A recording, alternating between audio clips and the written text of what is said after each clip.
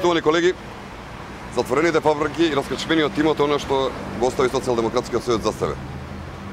Делата на СДСМ од криминалната приватизација се насекаде околу нас. Ова зад мене е фабриката Треска. Оваа фабрика некогаш работуваше 500 луѓе.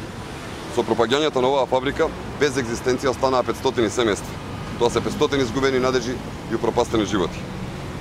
Оваа фабрика е типичен пример како се раскршмуваше општествениот капитал во 90-тите. Беше обезвреднуван незиниот милионски имот. Во 2003 година, кога Бранко Црвенковски е премиер, а Социјалдемократскиот сојуз е на власт, преку комерцијална банка и со голем дисконт беше продадена на грчки газди. Оваа фабрика отиде под стечај и никогаш повторно не проработи.